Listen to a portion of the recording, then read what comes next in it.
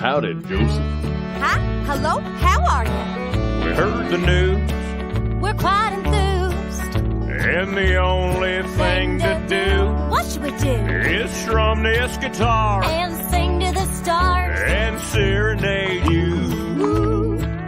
You survived, and that's true. I thought I said a little wish to you. That is some mighty fine fiddling. But hey, let's pick it up. All right. That's more like it. Yeehaw! Play it for Joseph. All right, now where were we?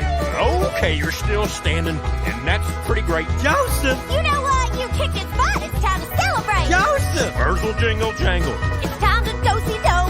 So grab yourself a partner and let's see you go. Cause it's a Jingle jangle here and a jingle jangle there. A jingle jangle inspiration everywhere. A jingle jangle here and a jingle jangle there. a jingle jangle inspiration everywhere. All All right. right. Yeah. That's how you celebrate.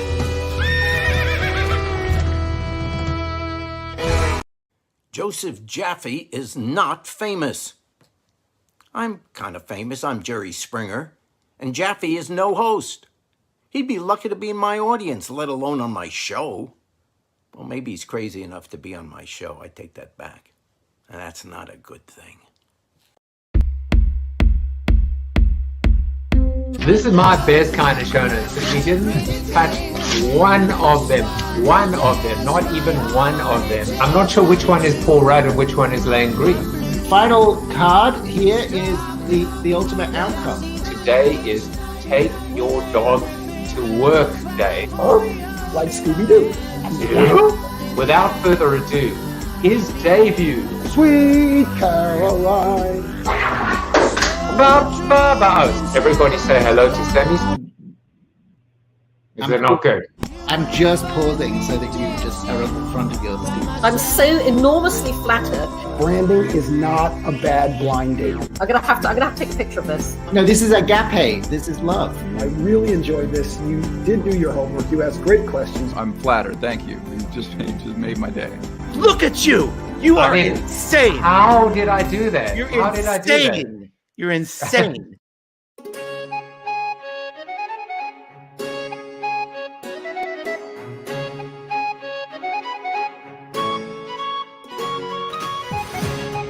Top of the morning to you, lads. It's St. Paddy's Day, and that is maybe the worst Irish accent that you will ever get. Look at me. I survived. Forget about heart surgery. I survived South by Southwest, and I'm happy to be with you today on St. Paddy's Day. You will notice that the magenta color of Not Famous Land has been hijacked by the Irish. We are green today. We're not green with envy, but we're green in terms of solidarity with everybody that is celebrating. Doesn't it just make you feel a little bit happier, a little bit more upbeat? Indeed, a clean cut. What did you expect? I got more. Let me tell you, I came back from South by Southwest and, invested in myself a little bit of self-care. I went to a barber, I got a haircut, and I got an old-fashioned shave with a blade. It was awesome. Hot towels, hot foam, hot shaving cream. Hell, they even served beer. It's all about experiences. Tom Morris is here, and he said, exercise, walking with Joseph Jaffe. And Brian Piper says, happy St. Patrick's Day. Hope your return home was uneventful. Indeed, it was uneventful because I was negative in the COVID. I mean, how I was negative, I will never know. I mean, literally for 3 days, there were no masks. There were no masks at all, but there were a lot of hugs and there was a lot of close quarter combat in terms of just really getting to know old friends again, reconnecting, meeting new friends as well. I am hopeful. I'm not a doctor and I do not play one on TV, but I am hopeful that we are in the home stretch, ladies and gentlemen, This is not financial advice. It is not medical advice. I'm a big fan of the science, but I'm really relieved at the end of the day. I thought there was a 99.97% chance that I would either be pregnant or positive. And it turns out that the only pregnancy was eating one taco too many at Velvet Taco in Austin. Let me tell you, Velvet Taco, it is with me in my gut and shall be with me forevermore. If you get my drift. Thank you, Brian. He says, I look 20, not my chest, 20 years younger. And Lubna's here, and she said, here we go. And yeah, pregnant. Exactly. We can't be half pregnant. I've always told marketers that. And yet they continue to always limp in and do everything half-assed, if you will. I'll tell you one thing that is not half-assed is the launch of the Alpha Collective. I'm so thrilled about it. We just announced it. We will be minting soon. If you want to find out more, just go to alphacollective.xyz and sign up to be alerted when we, in fact, do mint. Every time we do a Twitter space or clubhouse room and audio first, Tom Webster will be happy. We'll be doing those once a week until and even through minting. And we'll be giving away a pass worth 1 ETH. That's about $2,800 for 1 year's membership to the club. We have 52 Alpha Talk speakers, including the one, the only, the legendary, the queen of the red thread, Miss Tamsin Webster. Any relation to Tom Webster? Hell yeah. She is very much related, and we're so thrilled that she will be with us through this journey. Well, speaking of journeys, as you know, I canceled Monday's show and I canceled Tuesday's show. James will be with me next week. Simon is booked for a couple weeks' time. And then I went and I found Ray Sean, who was one of my mentees, and he ended up being a rapper. He is a rapper. He didn't end up being a rapper, and he ended up on the show with me, which was just awesome. It was very much serendipitous. I'm going to dedicate my soliloquy to my episode with Ray Sean. And specifically all the mistakes I made yesterday. And there were many, many mistakes. But now I'm back in the studio and I'm thrilled to have the oracle of audio, not even social audio, not even digital audio. I'm going to call him the oracle of audio. Listen, Howard Stern, if you're watching, you may be the king of all media, but Tom Webster is the oracle of audio. Fight him. He will fight you back. And them's are fighting words. So we'll leave it at that. Tomorrow, hopefully, we'll have the folks over from Meta Athletes. It is a pandemonium in Meta Athlete land. They launch their NFT collection drops on Monday. And there is so much change. Kevin Smith has just been traded. Kevin Smith, who's one of the founders, has just been traded from Toronto to Oakland. So maybe we'll have Drew Cohen in the studio with us. The only constant, my friends, is change. We know that to be true. And tomorrow on the show, I will be doing a drawing for this incredible non-fungible person, and you will be able to win her. All you have to do is go into my Not Famous Discord and paste your YouTube username, assuming you have subscribed to the show, which I hope you have. Paste it in the giveaways channel, and we will do a drawing for a very, very striking AI-generated, I assume, or artist-generated non-fungible person. I just absolutely, really, really love the art. Yeah, a little bit of a sneak preview as well. Next week, Lisa Beyer, James Scherer, the artist Terrera on Thursday, and who will be in the studio on Tuesday? Well, it will be an Alpha Collective extravaganza with a bunch of old friends and new friends. In fact, I'm fairly certain you will know every single person that will be with me in the studio as we talk about the launch of the Alpha Collective and answer your questions. Who knows? We might just give away another membership pass. And then Ali Sabet, an amazing artist who is also generating some incredible NFT work, will be my guest next Friday. So enough with all the housekeeping. Let's get into the seated soliloquy that I am calling today mistakes. Mistakes, I've made a few, but none. Well, you know what? I'm not going to debate that. Instead, what I'm going to do is give you a little bit of music and take it away. Yesterday, I can't believe it was yesterday. Big day for me. First time that I've done a live show, not from a hotel room, so remote show, but live on site, on location.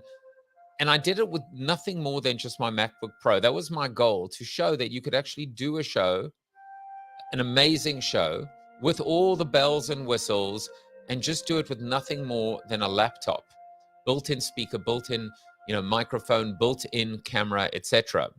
Now, that was the good part, I suppose, but I made a bunch of mistakes. And, I've said that when it comes to self-care and when it comes to our mental health, we have to learn how to forgive ourselves. We have to, if you don't have a bad show, then how will you ever know what a good show is? How do you learn? How do you improve? Yesterday's show was not a bad show, but there were a bunch of mistakes. And there are mistakes I shouldn't have made, and yet there are mistakes I had to make because I was out of my comfort zone, because I was doing something that I hadn't done before. And I thought I would share them with you, because if you are streaming, if you are producing content on site, I don't want you to make the mistakes that I made yesterday, these rookie mistakes. We can all learn from them together. So what were the mistakes? Well, mistake number one, scout the venue.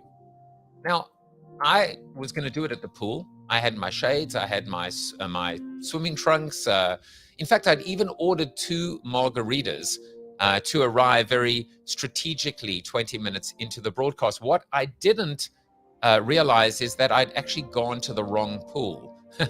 Now, I could not have known that I went to the wrong pool, but the pool that I went to, there was sunlight throughout. The wind was howling. I should have gone 30 minutes before, 60 minutes before, and just made sure that everything was pristine. Everything technically was the way it should have been. So that was mistake number one. Mistake number two, lighting. The lighting kind of sucked. We were under a canopy. If it looks dark on your screen, guess what? It's dark. Figure out a lighting solution, whether it's natural lighting. The third, which wasn't really a mistake, in fact, something I did right, so we'll just give you a little bonus, is the ability to elevate, like I'm doing right now, the camera, so that you weren't looking up my nostrils. And I actually did that right. So, I guess if you're keeping score, there was 2-1. Well, here's 3-1. Don't look at each other. When you have 2 guests on camera at the same time, we were looking at each other, staring into our eyes. But this is for you, not for me, and not for each other. So stare at the camera and don't take your eyes off the camera. Number 4, remember the height and the perspective of the guest. So if you're sitting at different angles, one is closer than the other, one voice is softer than the other, one is shorter than the other, compensate for that. And number 5, don't mess up a good thing. We ended up moving venues because I thought the margaritas would be next door, because I thought it would be cool to be able to do. But guess what? The Wi-Fi sucked. The margaritas weren't there. The Wi-Fi sucked. The picture was awful. The audio, thank goodness, remained on point. And we didn't have a stand. And so the last 15 minutes to me were just not great. And that's what I regret in the end. But I just want to leave you with a thought, which is, I said to Ray Sean afterwards, and I'm reading from our text, I said, sorry, it was a little messed up at the end, but it was terrific nonetheless. And he said, I love the chaos, my dude. And you know what? It made me feel okay, because we make mistakes. We're just human. We live to fight another day. We grow. And if we really are lucky, we actually share those lessons with the people we care most about, which would be all of you. So Garfield says, yay, Angus, Nelson, I'm sure they're all here for Tom Webster. Said, so great to see your smiling face, Joseph. I will tell you that most people said, you look so great. And I said, what do you mean great? And they said, well, alive. So they were happy to see me alive. And Tom Morris said, I live perched atop a high mountain of my own mistakes, from which I can see far. He's a poet, and he didn't even know it. But I tell you who is poetic. It is Mr. Tom Webster, who is in the house. Tom Webster is the SVP of Edison Research, best known as the sole provider of exit polling data to leading news networks. Webster heads the digital audio portfolio for Edison and is one of the most widely cited experts in the world, in the universe, in the metaverse, on the topics of podcasting, audiobooks, streaming audio, and everything else that goes in your earballs except for earwax. Let's welcome him to the show, Mr. Tom Webster. Welcome to the show. Joseph, thank you for having me. Two things. Number one, I do not have a margarita. I think something similar was in my rider.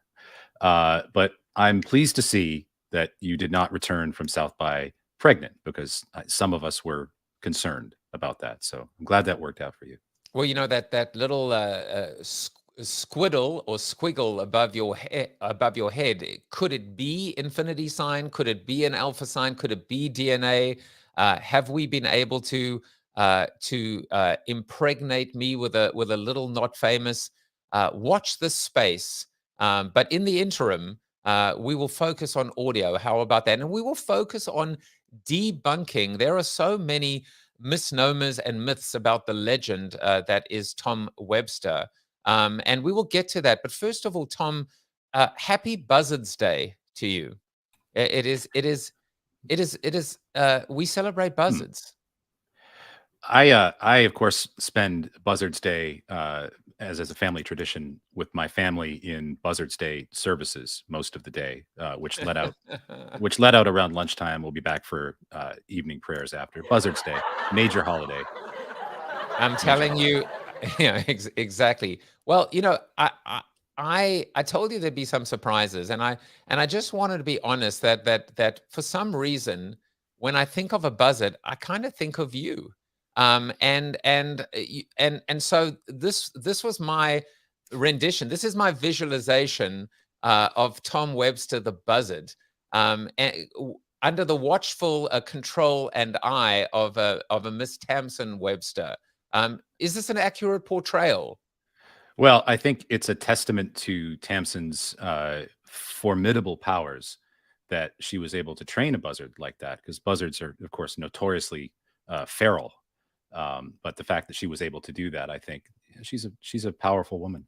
You know, they say another person that is feral is Tom Feral, but still, I looked up the characteristics of the common buzzard, and you know, and this is why it's very regal.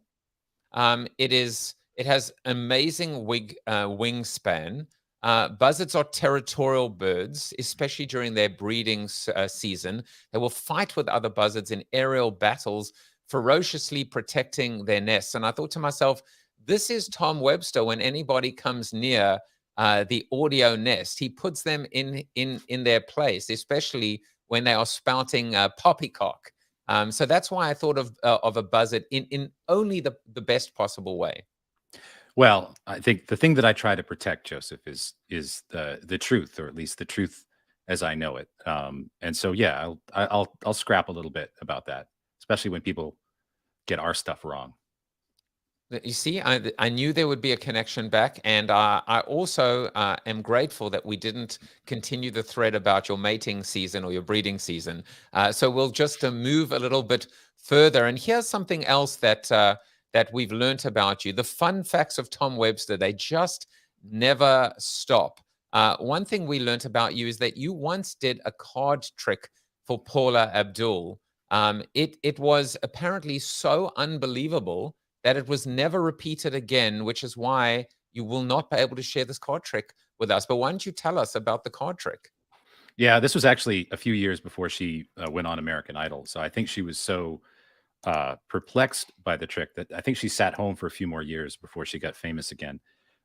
In another life, I did a lot of work, still on the research side, in the entertainment business, radio, record companies, and I used to go to a lot of the shindigs and parties and things that they would have. And after one big benefit concert in Boston, I was at kind of the after party with a lot of the guests and performers, and I got to have a martini with Tom Jones, which, you know, as a fellow Welshman, was warmed the cockles of my heart.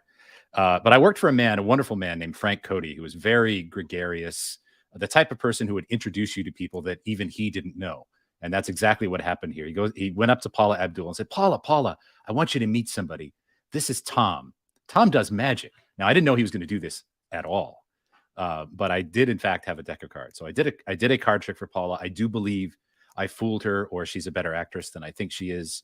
And I think I will probably remember the martini I had with Tom Jones a little bit more than that night. But yes, I did a card trick for Paula Abdul, straight up. I just, you know, I would have had so much fun with Photoshop and Tom Jones and a martini. But maybe next time. I think I might have put your head on one of the olives in the martini glass. But that sounds like a great evening. And funnily enough, at South by Southwest, I ended up creating a 2x2 matrix, because that's in my rider, which is the in fact it's a deliverable. If I don't hit a quota of 2x2 matrices, you know, there will be letters, and I'm still working on it. But the 2x2 matrix, in fact, now that you mention it, is introverts, extroverts, gregarious, and gregarious-less. And so all I've really been able to figure out is the gregarious-less extrovert is the bro, is the whole bro culture that we're trying to get away from. Tom, I think you certainly are gregarious. You are not gregarious-less. I would say I'm firmly a gregarious introvert. You know, I think anybody can be gregarious in the right setting, but introverts just require a little more refueling the tank afterwards, and that's probably apropos for me. Yeah, and I put myself in that camp as well, known as the extroverted introvert. But I definitely felt that I refueled my soul, my heart, my not literally, and you know, and my body in a bad way. But being back being back where all the action is. All right. So something else that we found out about you is that you taught rhetoric and composition at Penn State before you started your research career. And I was just, you know, the word rhetoric, Tom, is such an interesting word. I assume it's not the art of being rhetorical, but there certainly is a lot of rhetoric in the business and in the space. You, in all seriousness, you are professorial in the sense that you are knowledgeable, you are considered, you're not a blowhard. When you speak, it is with substance. And I think you have the ability to set the record straight, and put people in their place without making them feel small about it. And maybe sometimes they do need to. But what is this? What is the ability to have taught rhetoric? How has that helped you in your life, in your career? And how might it help all of us in terms of being able to manage all of the, you know, the bravado, the posturing, the buzzard-like, you know, chest beating out there? Well, you know, when I started, I got my bachelor's degree at Tufts here in Boston, where I live now, in English, and then I went to Penn State for grad school, and I was awarded a graduate teaching assistantship there, and as a part of that, you teach freshmen rhetoric and composition, and so and a lot of that is kind of classical rhetoric, not in the sense of you know, rhetorical questions in the way we often use it, but in making an argument. Right. In making an argument, and the sort of three basic appeals you can use in an argument. You can argue from logic, you can argue from emotion, you can argue from your own kind of credibility. And the best arguments make use of all three, because we process things in many different ways. And not to sound too, you know, pedantic about it, but I've never forgotten that. And, you know, anytime I don't speak or write a lot. When I do, I make sure it's because I have something to say. And usually I have an iceberg of things to say, and I say 10% of them, and the other 90% are things that I don't need to say, but I know them simply from years and years and years of study and doing research. But I do think it's one of the most important skills you can learn, because for the rest of your life, you're going to be trying to persuade somebody to do something. And so that's that's a little bit of the odd training in my background that I'll always be thankful for. I love it, and so important for anyone that is in the new media or I mean, we're all selling. We're always selling, whether we know it or not, whether we like it or not. We're always trying to convince or persuade, or in a corporate sense, sell through to our boss or our client. And I wonder how many people are certainly skilled in the art and the science of making an argument, take the time to actually create something that has the substance and the style and the skill to be effective. I can now, a lot of these things are coming into place. I might have failed your class, but I certainly would have benefited from it. I don't think you would have failed my class. I think you would have done just fine. You know, the other thing I really try to do, and this has helped me to no end, and I completely resist it when people ask for this. I don't forecast the future. And I've made an entire career out of just being able to describe the present to the best of my ability, because nobody knows the future. And I hate being wrong. So that's another sort of secret thing about what I do. Unfortunately for me, I literally did not prepare anything on this entire show except for one question, which is, can you forecast the future? So I'm well and truly stuffed right now. So we're just going to have to improvise. I just typed that up quietly in the background because these are myself and my 10,000 monkeys that have been feverishly working on the next great American novel. A little bit of a Simpsons hat tip there as well. But Tom, I like what you said there. It didn't go unnoticed on me, which is you hate being wrong. And I love it. It's a powerful motivator that says, control the controllables. What can I control right now? I can control right here and right now in the present, and that which I have influence and knowledge and mastery over, as opposed to positing and postulating about a very uncertain future. Yeah, I mean, look, I'm wrong all the time. We're all wrong all the time. It's, I'm no more infallible than anyone else. But I don't like to be wrong when I'm sharing things with an audience that has come to rely on what we do as a company and the things that I talk about. But I don't need to be wrong when I do that. And we have a bit of a motto, I guess, at Edison Research where I work, which is that we would rather be late than wrong. And so we are generally not the first people to come out with things. We're generally very conservative, and that's served us well in the political work that we do. But I don't need to, I don't need to get up on a soapbox and scream things, right? I would much rather sit back, try to understand things the best I can, and then give the folks who I'm thankful follow me, and also our clients, the best perspective that I can on making good decisions. And that's really what I do day to day in my job, is provide decision support for our clients. I've never actually heard the idea of being late and wrong juxtaposed against each other, especially in the context of research. And the thing that pops for me there is being late is essentially timing, and that is an art form, which is how late is too late, how early is too early. Being wrong is more science, especially if it's backed up by data. And so it's an interesting balance and relationship between art and science, which again is points to certainly the credibility that we've come to know and trust with respect to Edison. So yeah, I love that insight. But let's pause the profundity for a moment and go back to some sublime and ridiculous. But first of all, Angus says Tom's amazing voice, and finally coiffed hair, and now learning today drinks with What's New Pussycat. So this is the breaking alpha that you expect from from Joseph Jaffe's Not Famous.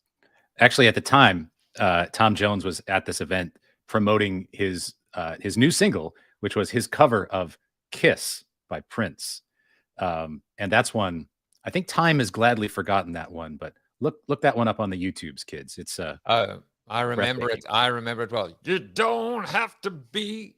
I mean, Don't have to be rich. yeah. And then you don't have to watch Dynasty to have an attitude. Solid gold. Yeah. Solid gold, Joseph. Act your age, mama. Not your shoe size, baby. We could make the intro reel of the next show. Come on, Tom, sing with me. Look at those listeners streaming in, Joseph. They're the viewers. It's just like I'm watching your audience numbers logarithmically go up as you're singing. So you know what Tom did say it. to me. What Tom did say to me in the background, in the green room, because it's St. Patrick's Day, but it was the green room anyway. I said, "You're going to do a magic trick for us," and he said, "Yes, I can make your audience disappear." And Tom, you've done it. You've done it. By Jove, you've done it. Follow me for more tricks. Exactly. So I said we would get a little bit more sublime and ridiculous. Something else that I happened to find out about you the other day, I was researching for one of my classes at Western Connecticut State University, where I teach principles of marketing. And I was looking for, if you're not paying for the product, you are the product. And lo and behold, it appears that there are two names that are associated with this quote, or a version of the quote. Now, I don't care for the other schmuck. I've never met him before, but there is a Tom Webster that has been credited with a version of this. So, Tom, I quoted you in my class.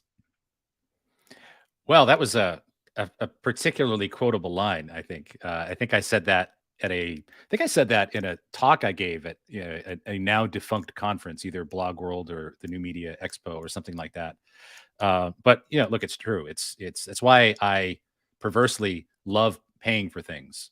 If there's something that I find really valuable, some software or service on the web, I enjoy paying for them. I A, want to make sure they're still around, and B, if you're not paying for it, your data is being sold somewhere. And I really try to limit my time on things like Facebook. I post a lot of crap to Facebook because I like posting crap, but I'm very picky about what I follow and kind of my filters there. It is quite possibly one of the most fundamental shifts from Web 2 to Web 3. It is probably the reason why Facebook has renamed itself Meta and is moving into a world where it hopes to win, where it does not own and control the data, and the jury is out in terms of whether it will succeed or not. And I love that quote. I perversely like paying for things. And I was going to say, oh, so you're the one. But that was Web 2. And I really do feel that, however we want to call it and define it, that what is happening now, and I don't get stuck on 2.5 and 2.6 beta, to the power of Webster. But I do think right now, if we can retrain ourselves or unlearn and relearn this idea of paying for value, and doing it in a way where we don't have to give up our control and our second-born child. Fanzo is watching, and he said, "Can Tom pay for my software?" And he also says, "The oracle of digital audio without question." Can you pay for Fanzo's software? As in, am I able to? Yes. Yeah. Am I able to? Will I? Maybe. All this right. is a different question. It seems that way. But Well, thank you, Brad. I just, as I was busy prepping for the show, I just kept on, I kept on plunging down into the rabbit hole of Tom Webster. And so I only have one more thing for you. And then I promise we'll get to the important stuff, which is the future of Clubhouse. But before we do that, I just happened to notice, as I was looking to tag you today, that Tom Webster has a very interesting Twitter handle. And I was thinking, I'm not sure if it aged well, Webby 2001. No. But yet you've stuck with it on Twitter, you've stuck with it on Instagram, you've stuck with it in Clubhouse. Tell us about did you win a Webby at the Webbies in 2001? What happened? No, this is a very old handle that I've had back in the days when we were all on America Online, and every magazine you could buy, from Popular Mechanics to Crosswords, had an AOL disc taped to the front of it, right? And I have a very common name. There are so many Tom Websters, and I get mail for those Tom Websters. I get email all the time asking me to speak at nanotech conferences, saying people caught my comedy show. There's a researcher on bees. There's a cybernetics professor here in Boston. I don't know. We're lousy with Tom Websters. So I remember when I was trying to sign up for America Online, I put in Tom Webster, already taken. Tom Webster 1, already taken. And I went down, I counted down quite a ways. And then finally it suggested something like Tom Webster 38659 8675309 Jenny. And I just said, screw it. And so I put in Webby 2001 because I knew I'd remember it. Now, this was a long time ago. And I was working as a consultant in those days. And everywhere I went, because everybody had an AOL account, my clients would greet me like, hey, Webby 2001. And it just stuck. And it's regrettable. I can't shake it. But I'm never going to get Tom Webster on any platform. So I just kind of went with it. No, and I hope you've accepted all of these invitations to these nanotech keynotes. I'm sure they would have learned a thing or two about digital audio. I sometimes will actually respond to these emails with like joke conference titles. I get invited all the time to conferences in like China to speak on nanotechnology. And so sometimes I'll write back and say, I've got a paper called Small is the New Big or something. I'll make up a joke title. And sometimes I hear back and sometimes I don't, but it's good to know I have a second career, one that hopefully doesn't require any actual knowledge.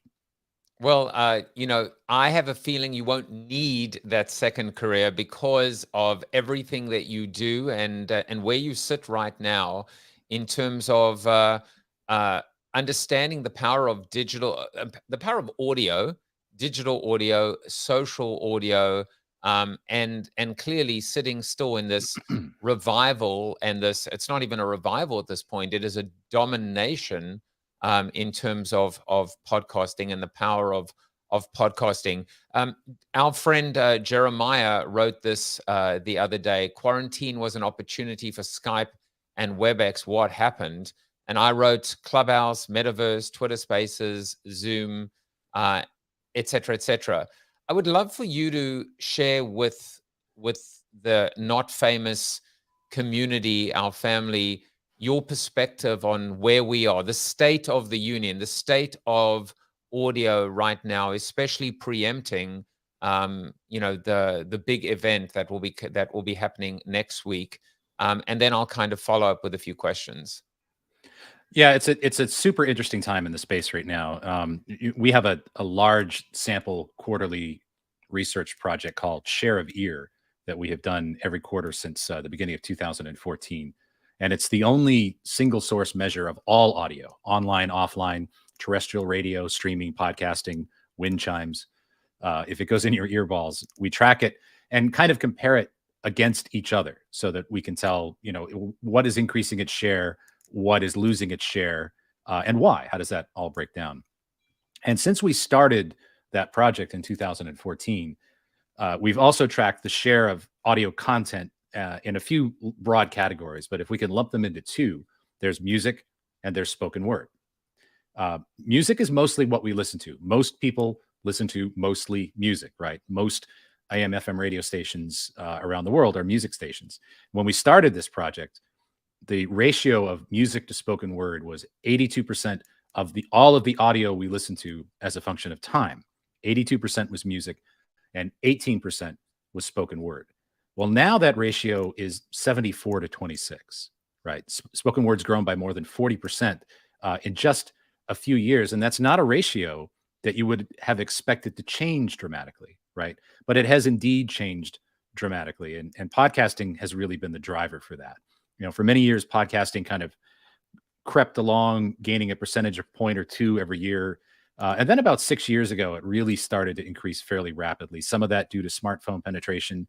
There were some hits in play there. Serial was probably the first podcast that maybe you asked somebody at the water cooler at work, hey, have you listened to Serial? And someone had the chance to say yes. Like that may have been the first podcast where that exchange could have happened. So it's been growing faster in recent years, but it's at kind of an interesting point right now because there's been so much consolidation in the space, and you have so many shows that, you know, used to be kind of on their own, you know, things like Joe Rogan, Caller Daddy, Armchair Expert. Well, they've now got exclusive deals with Spotify, right? I have Crime Junkie, and Crime Junkie is a massive podcast. It's a top 5 podcast, and now they have an exclusive deal with SXM. So you have all of these shows kind of consolidating up into larger networks. And there's also a real split in the podcast audience. You have people that have been listening to podcasts for a long time that are fans of the medium. They enjoy podcasts. They seek out new podcasts. They use a podcast client like, you know, the iOS podcast client on Apple, or something else, you know, bespoke to it. And they're the ones that have been with the medium for a long time. But you have this new influx of casual listeners, and they're not in it for the medium. They are in it for a show, or maybe 2 shows, right? And so you have these 2 forces working on the numbers. You have all these sort of longtime listeners adding more and more and more podcasts, and all these new listeners who really are just in it for a show or 2 and are not necessarily sold on the medium. And all of that's making the overall numbers increase. But it's also, I think, a real kind of a tipping point in some ways for podcasting to kind of start figuring out being more audience focused than topic focused, right? I think a lot of us, when we start a podcast, myself included, say, I want to do a podcast about X, and they'll pick a topic. The smarter conversation to have right now with everything so in flux is, I want to do a show for, and then get as specific as you can about who you want to serve with that show. And the topic will come later. And I think that's the smart play right now. But it's a space that's very much in flux, and I can't wait to talk about it next week at Podcast Movement. Yes, and I will be posting a link as well if you do not feel like writing down this URL. But the next edition of the Infinite Dial will debut on Wednesday, March 23rd. So that's this coming Wednesday at 2 p.m. Eastern time in a live event, and you can register for that as well. I am hoping that you're going to drop a little bit of alpha, which would be in keeping with the fact that I've just founded the Alpha Collective, a nice natural segue. But before we do that, I'm looking at some of the comments, and Fanzo says, I sat front row yesterday to watch your amazing Better Half on stage. Big fan of you both always. Now, I'm going to say something quite controversial, and I might even upset Fanzo by what I'm about to say, and I hope I don't, because there's actually a positive spin in there, which is Fanzo just spoke, and I saw a little clip of him speaking at Social Media Marketing World in San Diego. And I got to tell you that as much as I want to give him a giant bear hug and have a drink with him and chat with him and network with him, what I'm getting from him every day in the form of his podcast is far better than an in-person keynote. It's far better than his keynote, in my opinion.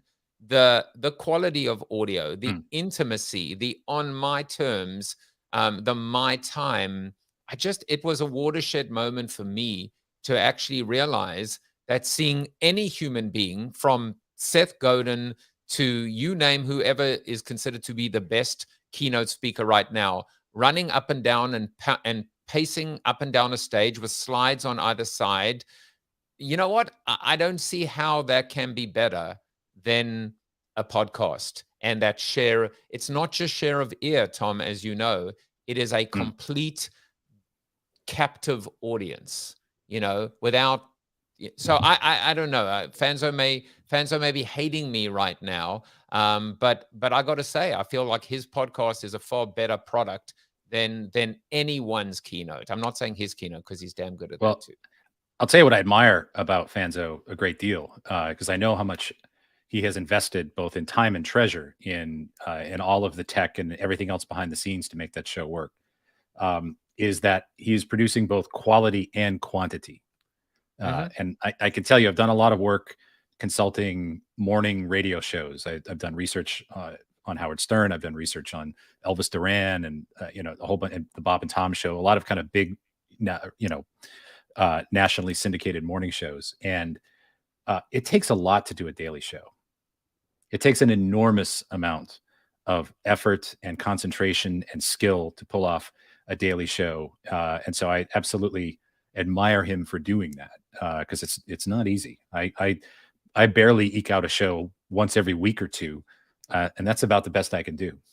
And how do you feel about a daily streaming video show, Mr. Tom Webster? How does that stack up? Or are you just an unfair biaser in favor of the audio people? I would never appear on a daily streaming video show, Joseph. Yeah, because you're famous, and clearly I'm not. So I get that as well. Now, Tom Morris, he says, I keep confusing share of ear with shire of ear, which I think is actually a hobbit village.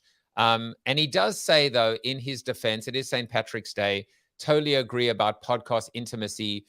It's been a revelation. I think that's Tom's way of reminding us that today is Philosophy Thursday, and he sent in this vignette, which is called Enough. Hey, everybody. I've been thinking about the concept of enough recently. You know, it's an idea that we've almost lost track of in our society, of always more, much, much more. But the concept of enough has been very important in human history. I think it's vital for us to reclaim it now today. As a matter of fact, this morning I had an insight I've never had before. It's a simple insight, but it's powerful. I wish I had come upon it years ago. It's this idea. Enough is not a feeling, it's a choice. Let me say that again. Enough is not a feeling, it's a choice. I may feel like another serving of food at dinner. I may feel like another drink or another 2 drinks, but is it the wise choice? Now, a feeling can spark a choice, but does it spark the right choice? Enough is about not just feeling, it's about reason.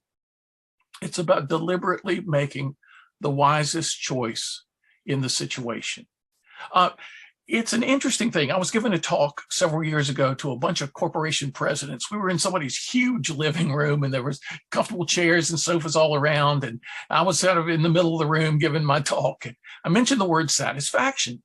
A woman there, president of a company, said aloud, "Satisfaction is the greatest thing in the world." And a guy sitting right beside her said, "Satisfaction is death." I elicited an interesting conversation between the two of them, where I acted as umpire or referee. And it turns out that he viewed life as all about more, all about doing more, achieving more, having more, being more. And so he thought satisfaction was about giving up. She had a very different perspective on life. She viewed life as about balance and harmony, freedom, choice, satisfaction. Satisfaction.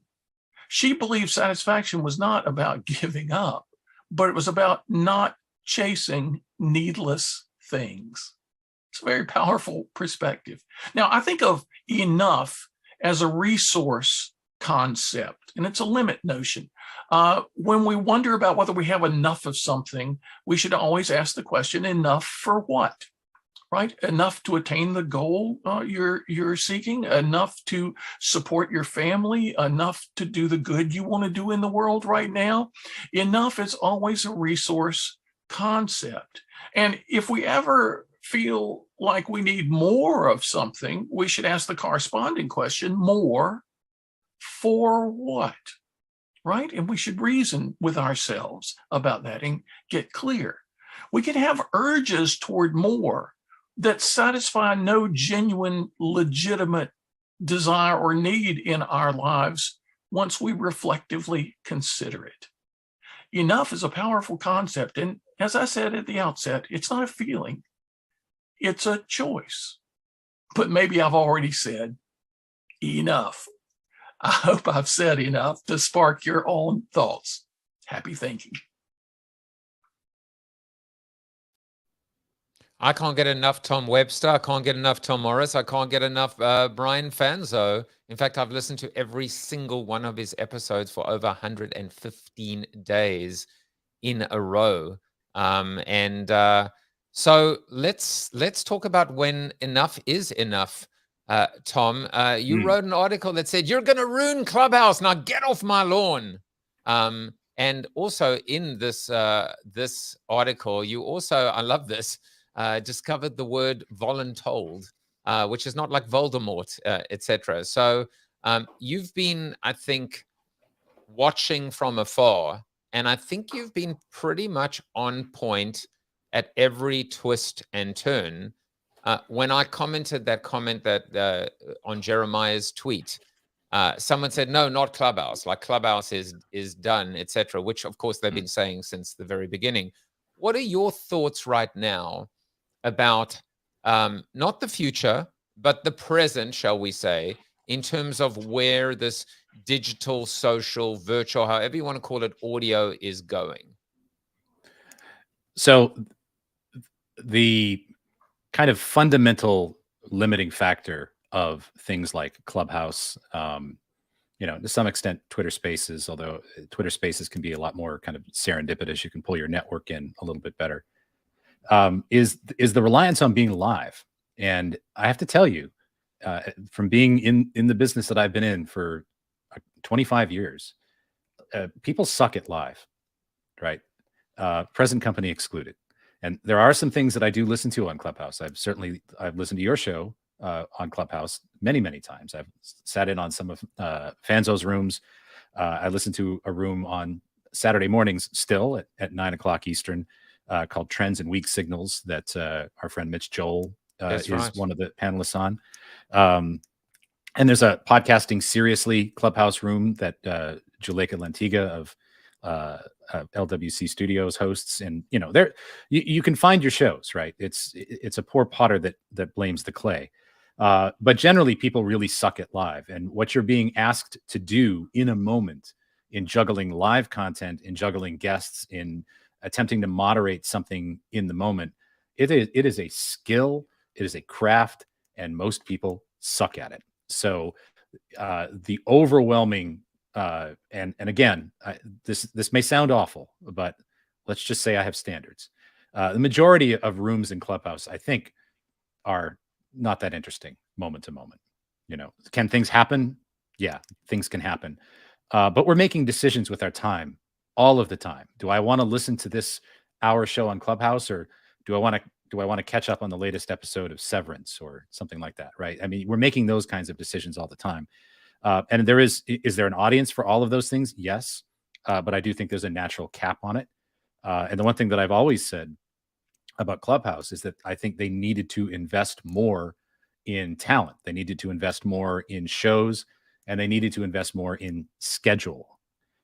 Because at any given time, there may be something good on Clubhouse, but also at any given time, there's nothing good on Clubhouse, right? And you just don't know that. And I think the percentage of, average Americans that want to just sort of take that gamble, it's pretty limited. So I do think while there is absolutely a place for live pop-up social audio, I participate in it all the time, that along with that, they should do some investment in scheduled shows with talent that knows how to do this. And I think they've done some of that.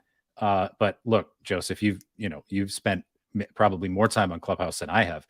If you log into it right now, there's very little good on it right now. I'm confident about that. That's because what's really good is happening right now. It's this right here, right? It's this 100%. Right here. Yeah, 100%. But it's just really hard. I mean, we're not that good at live. And I think adding that, people talk. I remember when Clubhouse first came out, people were talking about how it was a threat to podcasting and it's going to supplant a lot of podcast listening. And I never thought that, because a podcast is, at least you have the potential to make something that is a show, that is considered, that is at least somewhat pre-planned and deliberate. And you can produce it a little bit afterwards, and you can try to make the best show that you can. Those are things that you don't have access to in live. When live works, live is magic. But as someone who has seen every single Saturday Night Live over 40 plus years of its history, some of them are good and some of them are not very good, right?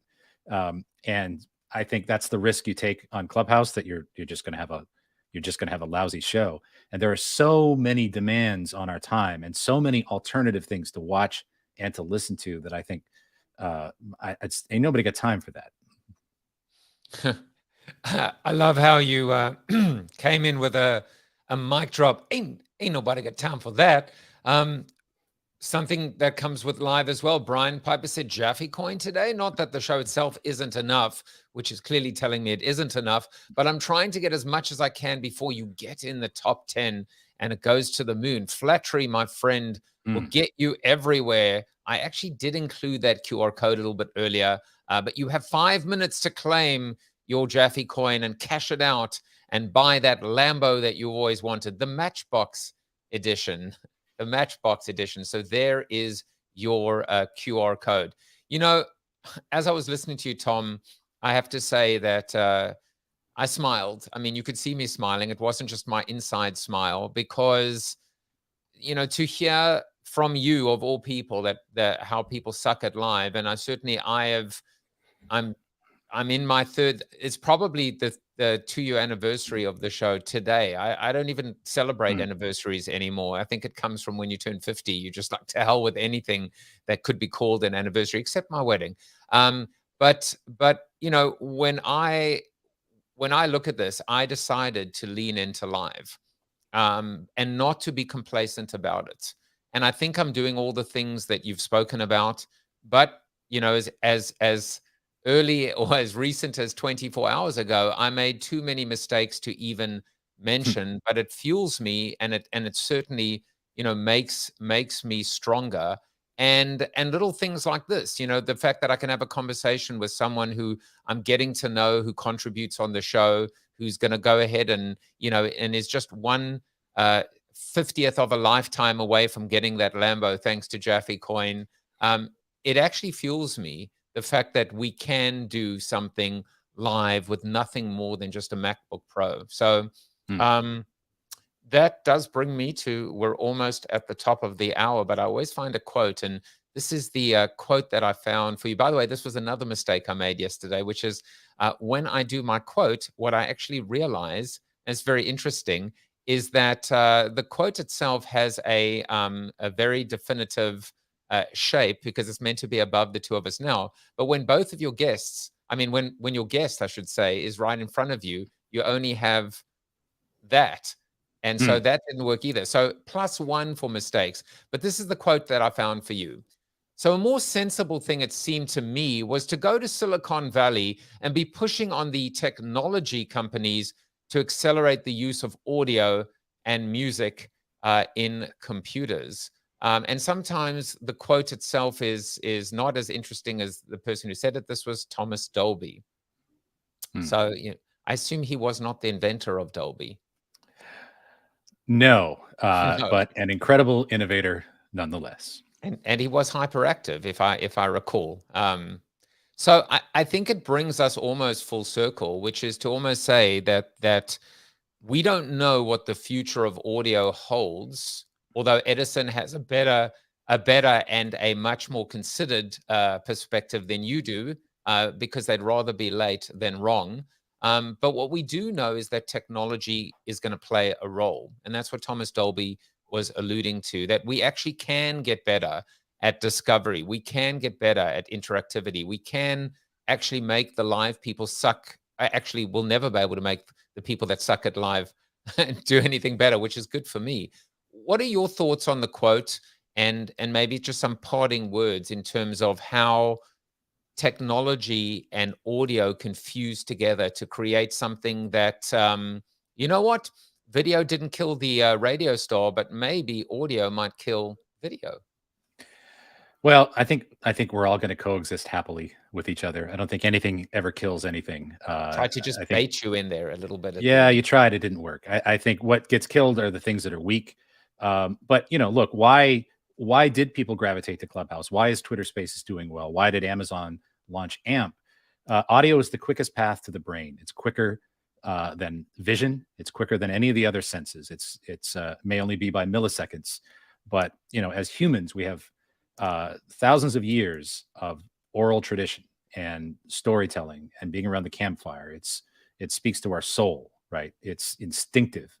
And I think the future of audio is incredibly bright. I'm very, very bullish on the future of audio. And I, you know, in many ways, I think what is succeeding the best right now are things that kind of come back to what the best of radio used to be. And I think commercial radio has gotten away from a lot of those things, but it's the technology changes, but being able to kind of sit around the campfire and hear stories from each other, that's not ever going to change. And Joseph Jaffe, you don't suck at live.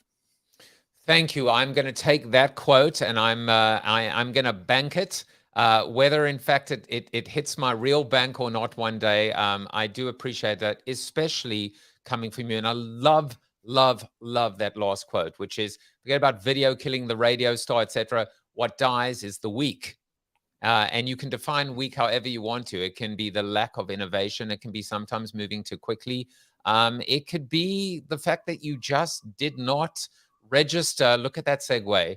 Nice. To hear about the next edition of the Infinite Dial, which will debut on Wednesday, March 23rd at 2 p.m. Eastern time. The good news about it is that my show wraps up at 2, and it's perfect to just switch over. Tell everybody that Joseph Jaffe, the not famous Joseph Jaffe, or just say that Thomas Dolby sent you. Please subscribe to Tom's newsletter, because he is the oracle, he is the buzzard, but he speaks the truth, and he truly is not just an oracle, but someone that we love, we trust, we respect, and he teaches us how to create that perfectly rhetorical. That sounded like something else. See, this is the power of live. It turns out I do suck at live. You can find him in Clubhouse, on Instagram, on Twitter, basically in the past, because he's still living at the Webby Awards at Webby 2001. As always, it has been an absolute pleasure. And if you've been watching the show, that it really doesn't matter what I think, right? It doesn't matter if I thought you were great. What matters is what Chuck Norris thought of you. And there is no doubt that you are Chuck Norris approved. And he gives you a big thumbs up, as does Edison Research. Tom, take care and tell Tamsin that I send my love, and I'll be back tomorrow. Take care, everyone. Bye-bye. Thank you for watching the show about hope, positivity, optimism, and if there's time left over, a little bit of marketing with your host, multiple author, and global keynote speaker, Joseph Jaffe. If you like the show, tell a friend or two. Please subscribe to the show, and if you want to get inside news, previews of upcoming guests, and much more, visit josephjaffe.com/subscribe to sign up for the show's newsletter. And despite the best ministrations of your wife, you still look ugly.